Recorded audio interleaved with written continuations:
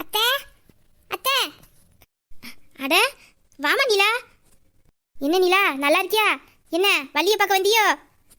ஆமாத்தே, அவள் ஊர்ல இருந்து வந்திருக்கதா அம்மா சொன்னாங்க, அதான் அவளை பார்த்துட்டு போலான்னு வந்தேன். ஆமா, காலையில தான் வந்தா. வந்ததுமே உன்னை பார்க்க வரணும்னு தான் சொல்லிக்கிட்டு இருந்தா. அதுக்குள்ளே நீயே வந்துட்ட. அவள் இருந்தாதான் இந்த வீட்டுக்கு வர, நான் இருந்தால் இங்கே வரவே மாட்டேங்கிறியே. அப்படிலாம் ஒன்றும் இல்லத்தே, முன்னாடி அடிக்கடி வயக்காட்டுக்கு போவேன், அதனால வள்ளியை கூட்டிகிட்டு போவேன். அவள் கூட வந்தால் ஏதாச்சும் பழக்கம் விட்டுக்கிட்டு வருவா. இப்போ எங்கே வயக்காட்டுக்கு போகிறது, நான் வீட்டிலே தான் இருக்கேன். அதனால தான் இந்த பக்கம்லாம் வர்றதே இல்லை. நானும் அக்காட்ட வயக்காட்டில் பார்க்குற நேரம்லாம் கேட்பேன். முன்னாடிலாம் நிலா தானே இங்கே வந்து கிடப்பா, இப்போ ஏன் நிலா வயக்காட்டுக்கு வர்றதில்லைன்னு. அப்போ தான் அக்கா சொன்னா, அவளும் பெரிய பிள்ளை ஆயிட்டாலாமா, ஓயாத்துக்கு தனியாக வயக்காட்டுக்கு அனுப்ப முடியாதுன்னு அவளை வீட்டில் இருக்க சொல்லிட்டு நானே எல்லா வேலையும் பார்க்குறேன்னு. ஆமாத்தே, இப்பெல்லாம் எங்கே என்ன வயக்காட்டுக்கு விடுறாங்கம்மா, எல்லா வேலையும் அகலே தான் பார்த்துக்கிறாங்க. நானும் எவ்வளோ சொல்லிட்டேன், வயசான காலத்தில் நான் பார்த்துக்கிறேம்மா, நீங்கள் போவாதீங்கன்னு. கேட்கவே மாட்டேங்கிறாங்க. வீட்டிலே தனியாக இருந்து எனக்கு எரிச்சலாக இருக்கத்தே. வள்ளி முன்னாடி அடிக்கடி வருவா என்னை பார்க்க. இப்போ அவளும் அக்கா பக்கம் ஊருக்கு போகிறேன்னு சொல்லிட்டு கிளம்பி போயிட்டா. ரூபியும் வேலைக்கு போயிடுறா. நான் தனியாக வீட்டிலே இருக்க, எனக்கு எரிச்சலாக இருக்கத்தே. இன்னைக்கு அம்மா தான் சொன்னாங்க, வள்ளி ஊர்ல இருந்து வந்திருக்கா அப்படின்னு. அதான் அவளை வந்து பார்த்துட்டு போலான்ட்டு வந்தேன். அவளும் உன்ன மாதிரி தான், நிலாவை பார்க்க போகணும்னு இதையே தான் சொல்லிக்கிட்டு இருந்தா. என்ன பண்ண, அவள் மூத்தவளுக்கு உடம்பு சரியில்லை, வீட்டையும் பிள்ளையும் பார்த்துக்கணும். என்னாலே அங்கே போய் இருந்து பார்க்க முடியாது. இங்கே வயக்காட்டு மாடு எல்லாம் கிடக்கு, யார் பாப்பா சொல்லு. அதனால தான் இவளை கொஞ்ச நாள் போய் இருக்க சொன்னேன். என்ன பாடுபடுத்திட்டாங்க. இப்போ கூட பாரு, அவள் அக்காக்காரி இன்னும் 2 நாள் இருந்துட்டு போனேன்னு சொன்னா. கேட்டாளா? நான் நிலாவை பார்த்தே ஆகணும்னு சொல்லிட்டு மறுபஸ் பிடிச்சிட்டு ஒடியாந்துட்டால ஊருக்கு. நானும் அவளை விட்டுட்டு இருக்க மாட்டேன், அவளும் என்னை விட்டுட்டு இருக்க மாட்டா. இவ்வளோ நாளாக நாங்கள் பழகுறோம், ஒரு நாள் கூட இத்தனை நாள் பிரிஞ்சு இருந்ததே கிடையாது. அதனால தான் அக்கா நான் 2 நாள் இருன்னு சொன்னது கூட கேட்காம அடுத்த பஸ் பிடிச்சி ஒடியாந்துட்டா. பத்துக்க உள்ளதான் இருக்கா, உன்னதான் சொல்லிக்கிட்டு இருந்தா. இரு கூப்பிடுறேன். ஏன் வள்ளி, வள்ளி. என்னம்மா? ஏட்டி நிலா, வா. எப்போ வந்த? போட்டி, உன்கிட்ட நான் பேசவே மாட்டேன். இத்தனை நாள் என்னை விட்டு அங்கே இருந்துட்டல. ஏட்டி, எனக்கு மட்டும் அங்கே போய் இருக்கணும்னு என்ன ஆசையா? அக்காவுக்கு உடம்பு சரியில்லைங்க போய் தானடி போனேன். எனக்கு அங்க இருந்து ஒன்னோட ஞாபகம் தாண்டி. எப்போ வந்து உன்னை பார்க்கணும்னு நினைச்சேன். எங்க அக்கா இன்னும் 2 நாள் இருன்னு சொன்னா. இதுக்கு மேல அங்க இருக்க முடியாது, அத்து பிடிக்கிட்டு ஓடியாந்துட்டேன். பத்துக்க பத்தியாமா, இதே கூத்து தான் அங்கேயும் பண்ணினா. நான் ஊருக்கு போய் நிலாவை பார்க்கணும்னு எப்படி அத்து பிடிக்கிட்டு ஓடியாந்தாலாம் பத்தியா? எத்தே, எனக்கு அவ இல்லாம இருக்கவே முடியலத்தே. நானே ஊருக்கு கிளம்பி அவளை வந்து பார்க்கணும்னு தான் நினைச்சேன். காலையில அம்மா அவ வந்துட்டதா சொன்னாங்க, அதனாலதான் நான் ஓடியாந்தேன். நானும் உன்னை பக்கம் தான் நிலா கிளம்பி நின்னேன், அதுக்குள்ளேயே நீயே வந்துட்ட.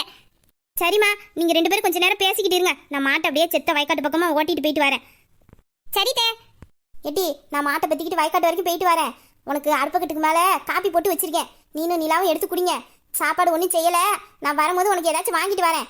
அப்புறம் அந்த குமுதாக்கா பாலுக்கு துட்டு தருவா, அதை வாங்கி அந்த அரிசி கோலக்குள்ள போட்டு வச்சிரு, சரியா? சரிம்மா, வாங்கி வச்சிடறேன். அத்தை, நீங்கள் கடையிலலாம் சாப்பாடு வாங்கிட்டு வர வேண்டாம், நான் வீட்டில் எல்லாத்தையும் ஆக்கி வச்சுட்டு தான் வந்தேன். நான் வள்ளியை வீட்டுக்கு கூட்டு போய் சாப்பாடு கொடுத்துக்கிறேன். அப்புறம் அம்மா இப்போ வயக்காட்டுக்கு வருவாங்க, அவகிட்ட தூக்கில் சாப்பாடு வச்சு கொடுத்து விட்றேன். நீங்கள் சாப்பிடுங்க, கடையிலலாம் எதுவும் வாங்க வேண்டாம். அதெல்லாம் வேண்டாம் நிலா, பரவாயில்ல இருக்கட்டும், இன்னைக்கு ஒரு நாள் தானே. இதெல்லாம் ஒன்றும் வேண்டாம். இப்போ நான் சொன்னால் கேப்பீல, கேட்க மாட்டீல? சரிம்மா, நீ அம்மா கிட்ட சாப்பாடு கொடுத்து விடு. சரி, எனக்கு நேரமாயிட்டு நான் மாட்டை பற்றிட்டு போயிட்டு வரேன், சரியா? பார்த்து பத்திரமா இருங்க. சரிதே, நான் பார்த்துக்கிறேன். ஏட்டி, சொன்னது ஞாபகம் இருக்கா? ஐயா, துட்டு தானம்மா, நான் வாங்கி அரிசி கோலையில போட்டு வச்சிருக்கேன். சரிடி, நான் போயிட்டு வரேன். என்னடி, என் மேல கோவமாவா இருக்க?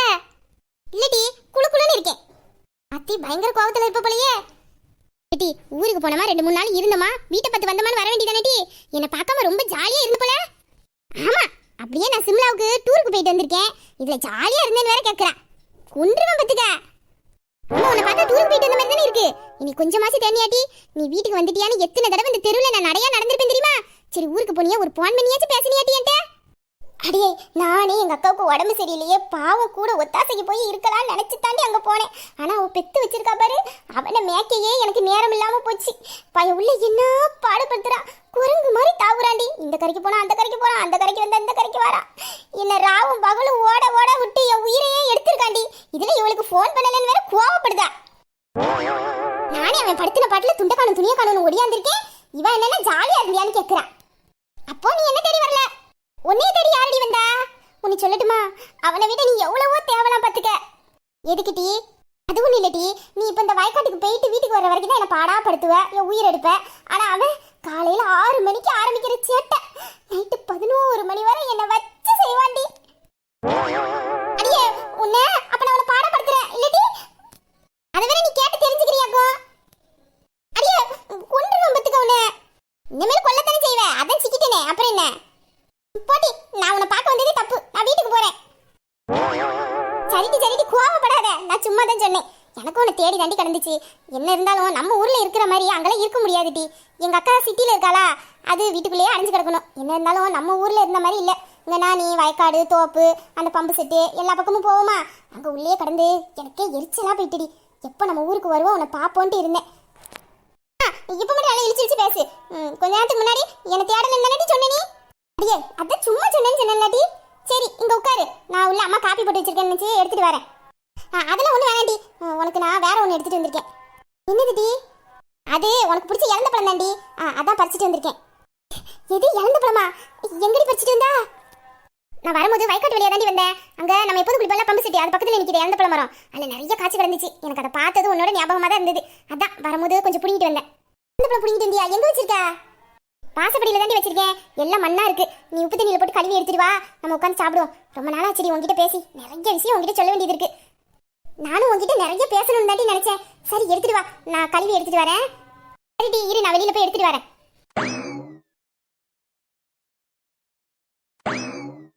இழந்த பழம் சூப்பரா இருக்குல்ல?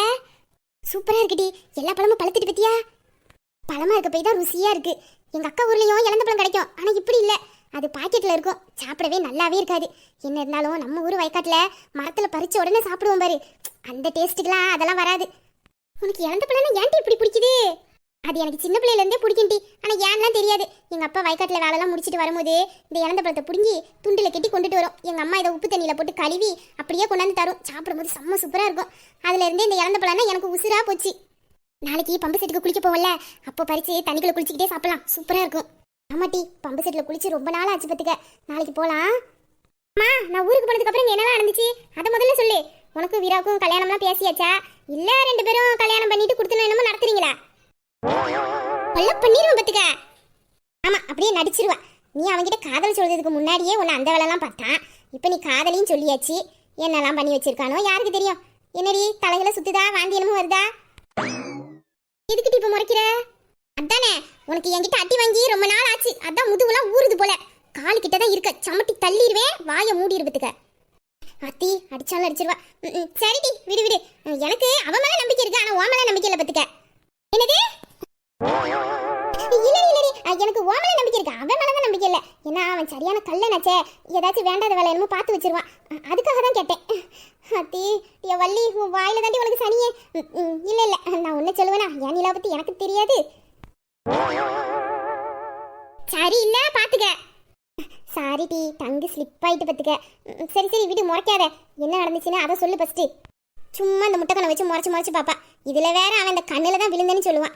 இந்த காதலிக்கிறவங்களுக்குலாம் இந்த கண்ணு வாயி மூக்கு இதெல்லாம் பார்த்தாதான் காதல் வரும் போல இருக்கு. அப்படி இந்த கண்ணு மூக்கு வாயிலெல்லாம் என்னதான் இருக்குமோ.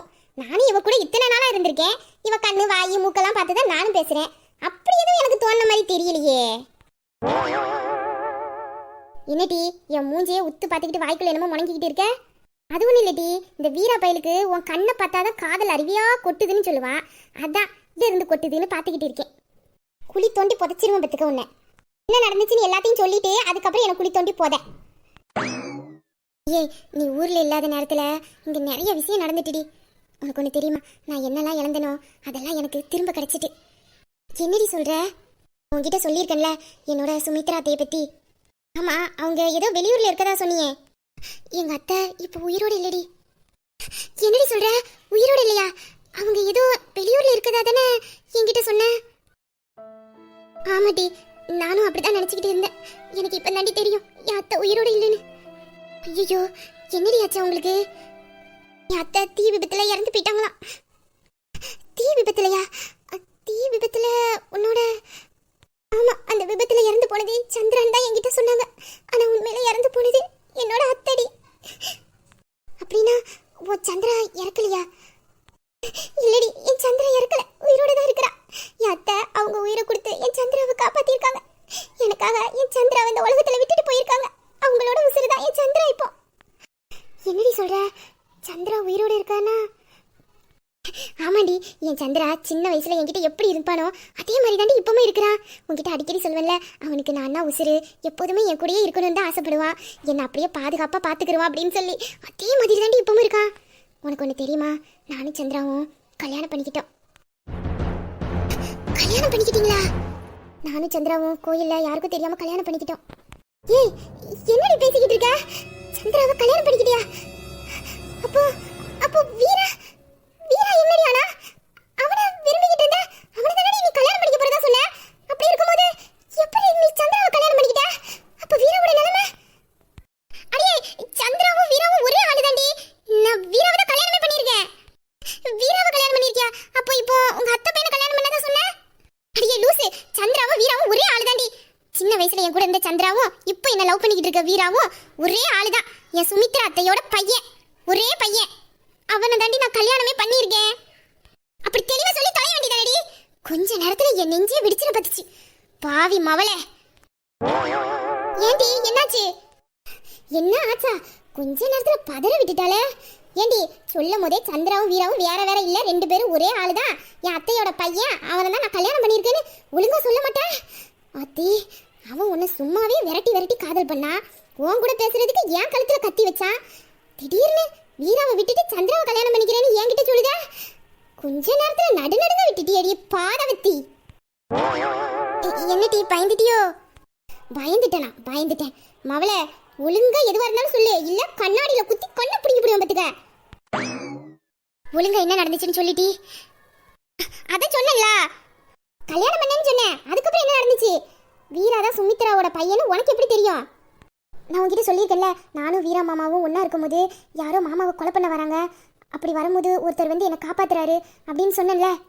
ஆமாம், அவர் வேற யாரும் இல்லடி, அவர் என்னோட மாமா, என் சுமித்ரா அத்தையா கல்யாணம் பண்ணிக்கிட்டவர். அப்போ வீராவோட அப்பா அவர் தானா? ஆமாம், அவர் தான் வீரா மாமாவோட அப்பா. அப்போ இப்போ கூட இருக்குது யாரடி? அது என் வீரா மாமாவை பெரிய பாடி. தான் அம்மாவோட இறப்புக்கு காரணம் அப்பா தானே நினச்சிக்கிட்டு இருக்காரு. அதனால அவ அப்பாவை பார்க்குற நேரம்லாம் கோவத்தோட உச்சிக்கே போயிடாரு. கோவத்தில் அவர் என்ன பண்ணுறாருன்னு அவருக்கே தெரிய மாட்டேங்குது. அவ அப்பா மேலே இருந்த கோவத்தில் அவரை கொலை பண்ணியே வீரமாமா போயிருக்காரு. அது மட்டும் இல்லை, தீ விபத்து அன்னைக்கு மாமாவுக்கு தலையில் அடிபட்டிருக்கு. அதனால அன்னைக்கு நடந்ததை எல்லாத்தையுமே மறந்துருக்காரு. சுமித்ரா அத்தைக்கு தீ விபத்து நடக்கிறதுக்கு கொஞ்ச நாளைக்கு முன்னாடியில இருந்தே மாமாவுக்கும் அத்தைக்கும் நடுவில் ஏதோ பிரச்சனை நடந்திருக்கு. அதனால ரெண்டு பேரும் சண்டை போட்டுக்கிட்டே இருந்திருக்காங்க. இது வீரா மாமாவுக்கு நல்லா தெரியும். அன்னைக்கு விபத்து நடந்த காலையில கூட அத்தையும் மாமாவும் வீட்டில் வச்சு சண்டை போட்டுருக்காங்க. அத்தை ரொம்ப நேரமா உட்காந்து அழுதுகிட்டு இருந்திருக்காங்க. இதை வீரா மாமாவும் பார்த்திருக்காரு. ஆனா அன்னைக்கு ஆபீஸ் ரூம்ல தீ விபத்து நடந்தப்போ மாமா அந்த ரூமுக்குள்ள இருந்ததை யாருமே எதிர்பார்க்கல. ஏன்னா அன்னைக்கு வீரா மாமா காலேஜ்ல இருந்தாராம். காலேஜ்ல இருந்தவரு எப்படி அந்த விபத்து நடக்கும்போது ஆபீஸ் ரூமுக்குள்ள வந்தாரு? அந்த இடத்துல தாண்டி ஏதோ பிரச்சனை நடந்திருக்கு. அதுக்கப்புறம் தான் வீரா மாமா இந்த மாதிரிலாம் மாறி இருக்காரு. அவர் அப்பா மேல பயங்கரமான கோபத்துல இருக்காரு. என்னடி நீலா சொல்ற? நீ சொல்றதெல்லாம் பார்த்தா இது பயங்கரமான விஷயமா இருக்கும் போலயே. எனக்கும் அப்படிதாண்டி தோணுது. ஆனா மாமா மேல எந்த தப்புமே இல்ல. அன்னைக்கு ஆபீஸ் ரூம்ல மாமாவும் அத்தையும் நல்லா தான் பேசிக்கிட்டு இருந்திருக்காங்க. அதுக்கப்புறம் கம்பெனில ஏதோ வேலை இருக்குன்னு சொல்லிட்டு சுமித்ரா அத்தையை ஆபீஸ் ரூம்ல வெயிட் பண்ண சொல்லிட்டு மாமா போயிருக்காரு. அதுக்கப்புறம் தானே இந்த விபத்தே நடந்திருக்கு. அதான் எனக்கு ஒண்ணுமே புரியல. இப்ப என்னடி பண்ண போற? தெரியலடி. ஆனா அந்த குடும்பத்தை எப்படியாச்சும் நான் ஒண்ணு சேர்க்கணும். வீரா மாமா அவர் அப்பாவை பத்தி நினைச்சுக்கிட்டு இருக்கிறது உண்மை இல்ல. சுமித்ரா அத்தை இறந்ததுக்கும் மாமாவுக்கும் எந்த சம்பந்தமும் இல்லைன்னு நான் எப்படி வீரா மாமாவுக்கு புரிய வைக்க போறேன்? எல்லா பிரச்சனையும் சரி பண்ணி இந்த குடும்பத்தை எப்படி ஒண்ணு சேர்க்க போறேன்னு எனக்கு ஒண்ணும் புரியலடி. எப்படி இந்த பிரச்சனையெல்லாம் நீ சரி பண்ண போற? மாமா எனக்கும் வீராவுக்கும் கல்யாணம் ஆனா இந்த பிரச்சனை எல்லாம் சரியாயிடும்னு நினைக்காரு. இதுல வேற வீரா மாமாவோட ஃப்ரெண்ட் அந்த லேக்கா வேற. லேக்காவா? அது யாரடி? புதுசா? புதுசு இல்லடி, பழைய கதை தான். ராஜேந்திரன் மாமாவோட பிசினஸ் பார்ட்னரோட பொண்ணு தான் இந்த லேக்கா. இவா வீரா மாமா கூட காலேஜ்ல ஒன்னா படிச்சுக்கிட்டு இருந்திருக்கா. அப்படி படிச்சுக்கிட்டு இருக்கும்போது தான் வீரா மாமா மேல காதல் வந்திருக்கு. அவர்கிட்ட காதலை சொல்ல போகும்போது எனக்கு உன் மேல அந்த மாதிரி எந்த எண்ணமும் கிடையாது, நான் உன்னை விரும்பலன்னு சொல்லியிருக்காரு. இவ கொஞ்சம் திமிரு பிடிச்சவல்ல, தன்னோட காதலை ஏத்துக்கலன்னதும் இவரை பழி வாங்குறதுக்காக இத்தனை நாளா காத்துக்கிட்டு இருந்துட்டு இப்பதான் ஃபாரின்ல இருந்து இங்க வந்திருக்கா. வீரா மாமா கூட இப்ப பிசினஸ் ஆரம்பிச்சிருக்காளே அந்த லேக்கா தான் இவ. என்னடி சொல்ற? காதலை ஏத்துக்கலனா வருஷ கணக்குல இருந்து பழி வாங்கலாம் செய்வாங்களா? இப்படி இல்லாம பொண்ணுங்க இருப்பாங்க? அது மட்டும் இல்ல, நானும் வீரா மாமாவும் ஒன்னா இருக்கிற நேரத்துலலாம் அவரை கொலை பண்றதுக்கு யாரும் முயற்சி பண்றாங்கன்னு சொல்லிக்கிட்டே இருப்பேனே, அதுக்கு காரணமும் இவ தான். என்னடி சொல்ற? இவளா வீராவை கொலை பண்ண முயற்சி பண்ணா? ஒரு பொண்ணா இருந்துகிட்டு பண்ற வேலையாட்டி இது. இதுல வேற வீராவை காதலிச்சுன்னு சொன்னா? அவளோட காதலை ஏத்துக்காதவன் யாரையும் காதலும் பண்ணக்கூடாது, கல்யாணமும் பண்ணக்கூடாது, நம்மளதான் கல்யாணம் பண்ணிட்டு நமக்கு அடிமையா அவன் இருக்கணும் அப்படின்னு ஒரு ஆணவம் அவளுக்கு. என்னையும் என் மாமாவையும் பிரிக்கிறதுக்காக தான் நான் வீரா மாமாவை நெருங்குற நேரம்லாம் அவரை கொலை பண்ணிடுவேன்னு என்ன மிரட்டிக்கிட்டு இருந்திருக்கா. அடிப்பாவி, சரியான அரக்கியா இருப்பா போலயே. கொலை பண்ற அளவுக்கு வந்திருக்கானா? கண்டிப்பா இவர்கிட்ட கொஞ்சம் ஜாக்கிரதையா இருக்கணும் பாத்துக்க. இனிமேல் வீராவையும் லேக்காவையும் தனியா விடாத. அப்படி விட்ட அந்த லேக்கா உன்னை பழி வாங்குறதுக்கு வீராவை என்னமோ செஞ்சாலும் செஞ்சிருவா. அவ ஆல்ரெடி பல திட்டங்களை போட்டுட்டா. இப்போ கூட பிளான போட்டு தான் என் மாமாவை லண்டனுக்கு கூட்டிட்டு போயிருக்கா. என்ன வீரா லண்டனுக்கு போயிருக்கானா? அதுவும் அந்த லேக்கா கூட? என்னடி அசால்ட்டா சொல்லிக்கிட்டு இருக்க? ஆமா, நான் தான் அனுப்பியே வச்சேன். அடியே உனக்கு என்ன கிறுக்கனமா பிடிச்சிருக்கா? எதுக்குடி அவ கூட அனுப்பி வச்ச? பயப்படாதடி, அதெல்லாம் ஒண்ணும் நடக்காது. இவ பிளான போட்டு தான் என் வீரா மாமாவை கூட்டிட்டு போறான்னு எனக்கு நல்லா தெரியும். அதனால தான் யாருக்கும் தெரியாம நானும் என் வீரா மாமாவும் கோயில்ல கல்யாணம் பண்ணிக்கிட்டோம். இப்போ அவர் என்னோட புருஷன், நான் அவர் பொண்டாட்டி. இனி அவளோட மூச்சு காத்து கூட என் மாமா மேல படாது. நீ வேணா பாரு, இவ ஒரு ஆர்வ கோளாறு. அங்க போய் என் மாமா கிட்ட ஏதாச்சும் பண்ணுவா. கண்டிப்பா அங்க வச்சு என் மாமா கிட்ட சிக்குவா பாரு. அப்போ நம்ம சொல்ல வேண்டாம், தன்னாக்குல என் மாமாவுக்கே தெரியும் அவளோட குணத்தை பத்தி. என் மாமாவுக்கு சீக்கிரத்துல அவளை பத்தியான உண்மைலாம் தெரிய ஆரம்பிச்சிடும். அதுக்கப்புறம் நான் ஏண்டி அவளை விரட்ட போறேன்? என் மாமாவே அவ எப்படி ஃபாரின்ல இருந்து வந்தாலும் அப்படியே அடிச்சு துரத்திடுவாரு. இருந்தாலும் எனக்கு கொஞ்சம் பயமா தான் இருக்கு. பாத்துக்க, அவ கொலை பண்ற அளவுக்கு வந்திருக்கானா ரொம்ப கேடு கட்டவளா தான் இருப்பா. அதனால அவளோட விஷயத்துல எல்லாம் நீங்க தலையிடாதீங்க. பேசாம உங்க மாமனார் சொன்ன மாதிரியே நீங்க 2 பேரும் ஊரேறிய எல்லாரும் முன்னாடி கல்யாணம் பண்ணிக்கிற வழியை பாருங்க. என் மாமா வரட்டும்டி. வந்ததுக்கு அப்புறம் வீட்டுல அம்மா கிட்ட வந்து பேச சொல்லியிருக்கேன். அம்மாவுக்கும் சம்மதம்னா உடனே கல்யாணத்தை வச்சிடலாம். ஏன்டி அத்தை சம்மதிக்க மாட்டாங்க? நீ அத்தை கிட்ட சொல்லிட்டியா வீரா தான் சுமித்ராவோட பையன்ட்டு? நான் அதை பத்தி அம்மா கிட்ட எதுவும் சொல்லலை. வீரா மாமா வந்து கல்யாணத்தை பத்தி பேசினதுக்கு அப்புறவு அம்மா என்ன முடிவு எடுக்கிறாங்கன்னு பார்த்துட்டு தான் எல்லா விஷயத்தையும் சொல்லலான்னு இருக்கேன். ஆமா, நீங்க சின்ன வயசுல இருந்து ஒன்னா தானே இருந்தீங்க. ஒன்னு வீராவுக்கு ஞாபகம் இல்லையா? மாமாவுக்கு என்னை பத்தியான எந்த ஞாபகமும் இல்லடி. அதான் எப்படின்னு கேட்குறேன். தீ விபத்து நடந்த அன்னைக்கு வீரா அங்க நடந்த விஷயத்தெல்லாம் மறந்துட்டானா? அப்போ மண்டையில அடிபட்டுருந்துச்சுன்னு சொன்னேன். இப்போ நீங்க சின்ன பிள்ளையில இருந்ததை எப்படி அவன் மறந்துருப்பான்? இந்த தீ விபத்துல மாமாவுக்கு மண்டையில அடிபடுறதுக்கு முன்னாடியே சின்ன வயசுல இதே மாதிரி ஒரு விபத்து நடந்திருக்கு. சின்ன வயசுலயா? என்னடி சொல்ற? அது அத்தங்க இருந்து சந்திராவை ஊருக்கு கூட்டிட்டு போன கொஞ்ச நாளுக்கு அப்புறவே மாமா மாடியில இருந்து படியில உருண்டு கீழே விழுந்து மண்டையில அடிபட்டிருக்கு. அப்பதான் முத தடவை இந்த மறதி மாமாவுக்கு ஏற்பட்டிருக்கு. அதுக்கப்புறம் தான் அந்த தீ விபத்துலயும் அதே மாதிரி நடந்திருக்கு. அப்போ சின்ன வயசுல உன்னை பத்தியான ஞாபகம் ஒண்ணு கூட வீராவுக்கு ஞாபகம் இல்லையா? ஞாபகம் இல்லடி. வீராவுக்கு ஞாபகம் இல்லைன்னா என்னடி? நீ அவர்கிட்ட எல்லாத்தையும் சொல்ல வேண்டியதானே? அதுல தாண்டி பிரச்சனையே இருக்கு. என்ன பிரச்சனைடி? வீரா மாமாவுக்கு பழைய ஞாபகங்கள்லாம் வரும்போது கத்த ஆரம்பிச்சிடறாரு. அது மட்டும் இல்ல, தன்னை தானே தாக்கிக்கவும் செய்யறாரு. அந்த நினைவுகள்லாம் வரும்போது ரொம்ப கத்தி மயக்கம் போட்டு கீழே விழுந்துடுறாராம். மயக்கம் போட்ட 2-3 மணி நேரத்துல எந்திக்கலனா அவர் கோமாவுக்கு போயிடுவாராம். அதனாலதான் வீரா தன்னை பார்த்தா கோவப்பட்டு மயக்க நிலைக்கு போயிடறான்னு மாமா வீராவை விட்டுட்டு தனியா வந்துட்டாரு. பாவண்டி வீரா, அவனுக்கு தெரியாமலே அவனுக்குள்ள இவ்வளவு பிரச்சனைகள்லாம் இருக்கு. இதெல்லாம் நீ எப்படி சரி பண்ணி இந்த குடும்பத்தை ஒண்ணு சேர்த்து வீராவை பழைய நிலைமைக்கு கொண்டுட்டு வர போற? இந்த பிரச்சனையெல்லாம் சரி பண்ணி இந்த குடும்பத்தை ஒண்ணு சேர்க்கணும்டி. அப்படி நான் ஒண்ணு சேர்த்தாதாண்டி என் அத்தையோட ஆத்மா சாந்தி அடையும். கவலைப்படாதடி, எல்லாம் சீக்கிரத்துல சரியாயிடும். ஆமா, வீரா சுமித்ரா அத்தையோட புள்ள. அப்போ இந்த கமலி யாரு? அது வீரா மாமா கூட இருக்காங்களே, அவங்களோட பொண்ணுதான் கமலி மைனி. ஓ, அவங்க பொண்ணா? அவங்க பொண்ணா? ஐயோ, இதுல நம்ம ரூபியை மறந்துட்டோமே. ரூபி இந்த உண்மையெல்லாம் கண்டுபிடிக்கிறதுக்கு தானே அந்த காட்டு போயிட்டு அங்க சிக்கிக்கிட்டு இருக்கா. ரூபிக்கு என்னடி? அது ஒண்ணும் இல்ல. இல்ல, நீ ரூபியை பத்தி ஏதோ சொன்ன, ஒழுங்கா சொல்ல புரியல இல்லையா? அது அது நீ சொன்ன என்ன திட்ட மாட்டியே? திட்ட மாட்டேனா? அப்போ நீனும் ரூபியை சேர்ந்து ஏதோ பெரிய வேலை பார்த்திருக்கீங்க, அப்படித்தானே? ஐயோ, இதுக்கு எனக்கு எந்த சம்பந்தமும் கிடையாது. உன் தங்கச்சி தான் என்னையும் அங்க கூட்டிட்டு போனா. கூட்டிட்டு போனாளா? அப்படி எங்கடி போனீங்க 2 பேரும்?